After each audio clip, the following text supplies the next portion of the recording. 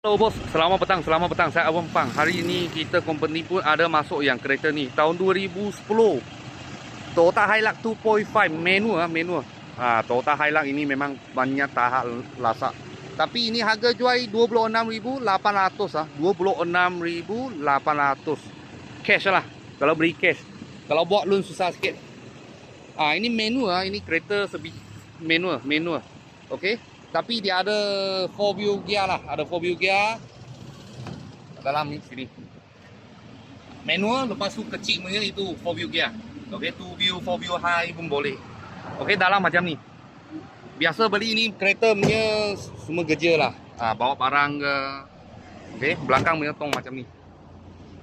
Tahun 2010 tahun 2010 Toyota Hilux 2.5G, tapi dia manual punya. Harga jual 26,800. 26,800. D4D engine lah. D4D engine.